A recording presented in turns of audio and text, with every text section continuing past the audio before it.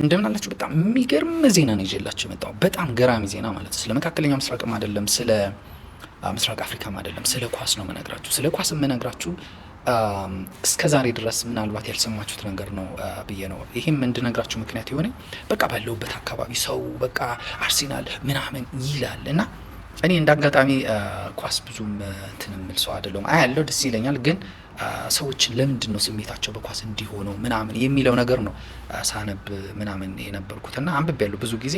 ዛሬ ምክንያት ሆነኝና እሱን ልነግራችሁ ፈልጌ ነው። ኳስን የፈጠሩት እነማን ናቸው? ለምንስ ተፈጠረ? ምክንያቱ ምንድን ነው? የኳስ ኃያልነት በምንድን ነው የሚገለጸው የሚለውን ልንገራችሁ። እንግዲህ ኳስን የፈጠሩት እንግሊዞች ናቸው።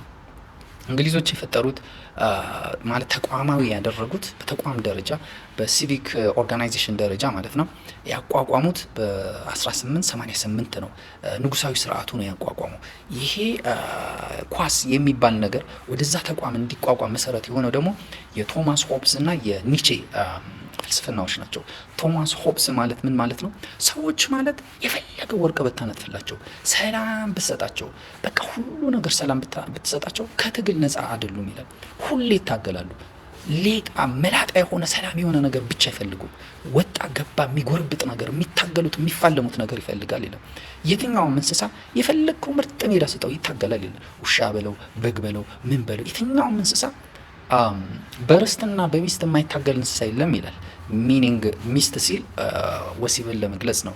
ርስት ሲል ደግሞ ይሄ ቴሪቶሪ በግዛት አትምጣብኝ እንደዚህ አይነት ነገር ይሄ አኒማሊስቲክ የሆነ ባህሪ ነው እና ይሄ ሰዎች የመታገል ፍላጎታቸው ዘ ዊል ቱ ፓወር የሚለው እና የቶማስ ሆብስ ደግሞ ዘ ዋር ኦፍ ኦል አጌንስት ኦል ማለት ነው። ሁሉም ሰው በቃ እርስ በርስ በቃ መፋለም ይፈልጋል ይላል። መፋለም ቤት ውስጥ እንኳ እውነቱን ነው። ቤት ውስጥ እንኳ አንዳንዴ እህትና ወንድም ወይ ልጆች ማለት ነው እርስ በርስ ሲታገሉ ታያላችሁ። ጫወታ ብለው ከዛ ቤተሰብ እናንተ እቃውን ትሰውታላችሁ ምንድን ነው የምትላፉት ይላል። ፓወር ነው በቃ ኤክሰርሳይዝ የሚያደርጉት ማለት ነው። በቃ ያ ናቹራል ነው። ሶ ያ ደግሞ አኒማሊስቲክ ነው። ሚኒንግ ይሄ ኮግኒቲቭ በሆነ ማይንዳችሁ ማኔጅ ካላረጋችሁት፣ ይሄ ኢሞሽናል ኢንቴሊጀንስ የሚባለው ነገር አካታችሁ ካልያዛችሁት በስተቀር አጥፊ ሊሆን ይችላል። ሰዎች የተለያየ ኮዝ እየፈጠሩ ወደ ፖለቲካ እንትን ሊወስዱት ይችላሉ። ሶ ምን አለ እንደ ኳስ የእንግሊዝ ሮያል ፋሚሊ ነው ይሄን እንትን ያለው። የእነሱን ሲያመጡ በ18 ምናምን አካባቢ ይሄ ኢንዱስትሪው አብዮት በነበረበት ጊዜ ይሄ ሰራተኛው አመጽ በነበረበት ጊዜ ማለት ነው እንትኑን ይገልጽ ከነበረበት ነገር አንዱ ኳስ ነው። ኳስ በቃ ኳስ ሜዳ ይሄዳሉ፣ በዛው ይጮሃሉ። የተለያዩ ወይ ደግሞ አንዱ ቡድን አንዱን ሲያሸንፍ ሄደው እቃ ይሰብራሉ፣ የተለያዩ ንብረት ያወድማሉ። ከዛ እንግሊዞች ምን አሉ? ይሄ ኢነርጂ ይሄ ሮ ኢነርጂ ነው አለ። ሮ ኢነርጂ ማለት በቃ እንደወረደ እንስሳዊ ባህሪ ያለው ነው። በቁጥጥር ስር ካላረግ ነው ማኔጅ ካላደረግ ነው ሲስተማቲካሊ ማኔጅ ካልተደረገም ወደ ፖለቲካ ሊቀየር ይችላል።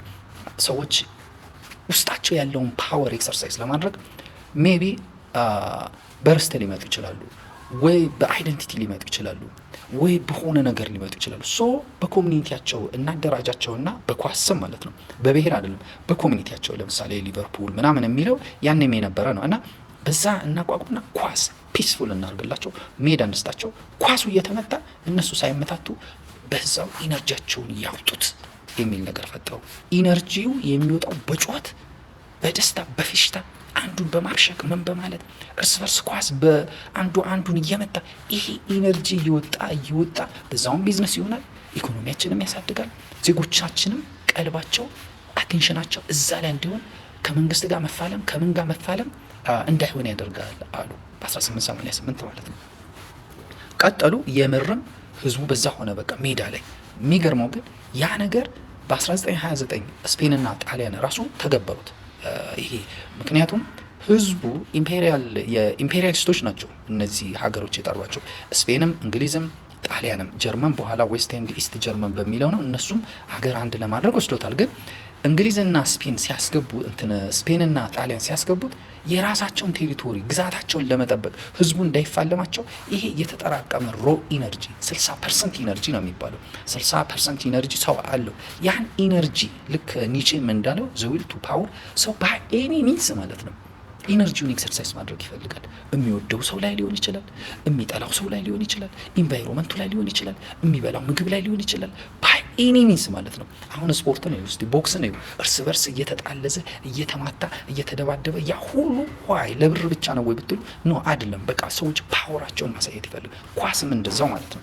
እና እንግሊዞችም ተጠቅመዋል። ባርሳ ላይ ለምሳሌ የባርሳ ካታሎኒያን የሚባሉት ማለት ከስፔን ጋር ችግር ስለነበረባቸው እነሱ ለማዋሃድ ነው አንዱ ባርሳ የተጠቀመችው። ግን ካታሎኒያን ከስፔን ከሴንትራል ገቨርንመንቱ በአንዳንድ ምክንያት አልተስማሙም። አሁን ከምርጫ ተገለናል፣ ቋንቋችን በደንብ እንዳንጠቀም ተደርገናል ስላሉ ኳስ ሜዳውን ለናሽናል ዩኒቲ የተዘጋጀውን የኳስ ፍልስፍና ወደ ትግል ሜዳ ወደ ባትል ፊልድ ቀየሩት። ሶ ስቴዲየሙ ውስጥ ሲገቡ ጩኸት ነው።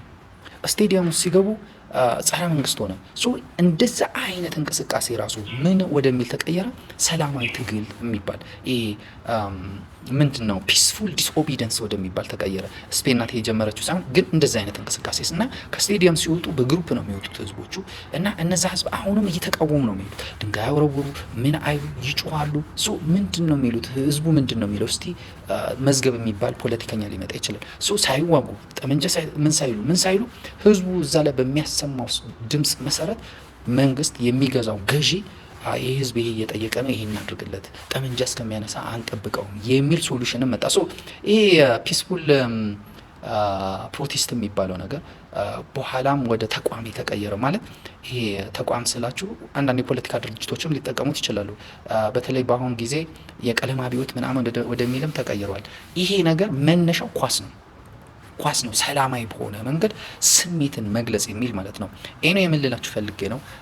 በኢትዮጵያ ደረጃ በንጉሱ ጊዜ የእንግሊዝን የኳስ ፍልስፍና ወደ ኢትዮጵያ ልክ እንደነ ጀርመን ልክ እንደነ ጣሊያን የመሳሰሉትን ብታመጣና ብተገብር ኖሮ ኢትዮጵያ አሁን ያለው አይነት አይደንቲቲን በብሔር አይደንቲቲን በቋንቋ አይደንቲቲን በምናምን አይሆን ነበር። በኳስ ነበር። በቃ የዚህ አካባቢ ኳስ የዚህ የሊቨርፑል የማንቸስተር የምን ኳስ ገባችሁ? እንደዚያ አይሆን ነበር። ነገር ግን ኢትዮጵያውያን ስቲል እስካሁን ድረስ የኳስን ጥቅምና ፍልስፍና ዝም ብሎ ከመራገጥና እርስ በርስ ከመበሻሸቅ ያለፈ ነገር አለው ብሎ የሚያስቡ አይመስለኝም እንጂ አይደንቲቲን ይወክላል። በቃ እስቲ ዛሬ ትላንትና አስቡ። በአርሴናል ጉዳይ አርሴናል ለኢትዮጵያ ከፍተኛ ውለታ ነው ያለችው። መንግስትን ረፍትን የሰጠችው የሁሉ ኢነርጂ በየሜዳው የሚንከባለል ምን የሚል ወጥቶ ብሎ ሲጮህ ይሄን ኢነርጂ ማለት ነው ወደ ፖለቲካ ወደ ዶሜስቲክ ኢሹ ቢቀይር ነው በጣም ኃይለኛ ኒውክሌር የሆነ ነገር ነበረ። ይሄ ከፍተኛ ነው እና ምን ልላችሁ ነው ኢትዮጵያ ይሄንን ነገር ብትጠቀምበት ኖሮ ከብሔሩ ከምኑ ይልቅ ቢዝነስም ይሆናል፣ ናሽናል ዩኒቲ አይደንቲቲ በቃ ብዙ ነገር ሞቢላይዝ ለማድረግ ይጠቅማል። እና ኢትዮጵያውያን ኳስን እንኳ ሲፈጥሩ በብሔር ነው የፈጠሩት። የኦሮሚያ፣ የትግራይ፣ የአማራ የምን ነው። እንግሊዞች እንደዛ ሲሉ በብሔር አይደለም በከተሞቻቸው በምናምን ነው የመሰረቱት ማለት ነው። የብሔር ስም እንዳይሰጡት። የአየርላንድ ፕሮቴስታንትና ካቶሊኮች እንኳ ሲጣሉ የፕሮቴስታንትና የካቶሊክ ብሎ አልመሰረቱም። ሌላ ስም ግን ጠመንጃና ቦምብ እንዲያቆሙ አድርገው ነው የመሰረቱት ማለት ነው። የፕሮቴስታንቶችና ካቶሊኮች ይዋጉ ነበር እንግሊዝ። እሱን ለማስቀረብ ኳስ መስርተውላቸዋል። ጀርመን ዌስት ኤንድ ኢስት የሚባለው ነበር፣ በኳስ ነው ያፈረሱ።